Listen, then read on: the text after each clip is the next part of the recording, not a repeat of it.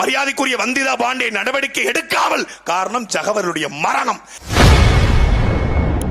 நேற்று நடைபெற்ற ஈரோடு தேர்தல் பரப்புரையில் பேசிய நாம் தமிழர் கட்சி கொள்கை பரப்பு செயலாளர் சாட்டை துரைமுருகன் இயக்குனர் அமீரை கடுமையாக தாக்கி பேசியுள்ளார்.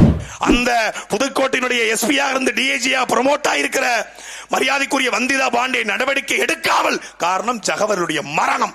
அவருடைய படுகொலைக்கு காரணம் அந்த ராமையா மட்டுமல்ல, அந்த லாரி ஓட்டுநரும் அந்த லாரியினுடைய உரிமையாளர் மட்டுமல்ல. நான் அப்பட்டமாக குற்றம் சாட்டுகிறேன். மரியாதைக்குரிய மனித உரிமை ஆர்வலர் என்று டீவனும் அந்த குற்றச்சாட்டை முன்வைத்துகிறார். வந்திதா பாண்டே தான் இந்த படுகொலைக்கு முக்கியமான முதல் காரணம்.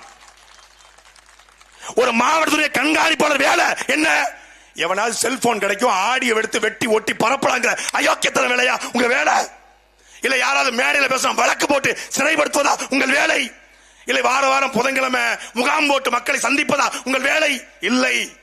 அந்த மண்ணை காப்பது, மலையை காப்பது, போலியாக நடத்தினால் அதை கண்டுபிடிப்பது அது கண்காணிப்பாளர் வேலை. ஒரு மாவட்ட ஆட்சியர் வேலை, ஒரு கொட்டாட்சியர், ஒரு கோட்டாட்சியர், ஒரு வட்டாட்சியர் வேலை, தாசில்தார் வேலை. அந்த வேலையை நீங்க செய்யாம என்ன பண்ணிக்கிட்டு இருந்தீங்க? இதை கேட்கறது யாரு கேட்டுக்கணும்?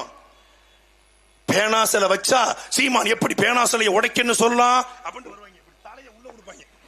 தலைய இந்த பனிக்கரடி இருக்கு, பனிக்கரடி அது என்ன பண்ணுமா, 6 மாசம் தான் வெளியே வரும், 6 மாசம் உள்ள இருந்துக்கும். ஏன்னா அது வந்து பனிக்கரடி இல்ல, அது 6 மாசம் உள்ள இருக்கும். சீமான் இந்த திமுக குறித்து திராவிடம் குறித்து பேசாம பொதுவா மக்கள் அரசியல் பேசும்போது உள்ள இருப்பாங்க. சீமானன் நம்ம ஏதாவது பேசிட்டா பேனாசலையா வந்துருவாங்க. திருப்பி இப்போ பெரியார் மண்ணில் ஒரு போர்டு போட்ட உடனே திருப்பி பெரியார் எப்படி பேசலாம்? இதுக்கெல்லாம் வரக்கூடிய எங்களுடைய மரியாதைக்குரிய இயக்குனர் அண்ணன் அமீர் அவர்கள் இப்பொழுது எங்க போனீங்க? எங்க பக்கத்தூர் தானே கரு பழனியப்ப, இப்ப எங்க போன? செய்திகளை உள்ளது உள்ளபடி தெரிந்து கொள்ள ரெஃப்ளெக்ட் நியூஸை சப்ஸ்கிரைப் பண்ணுங்க.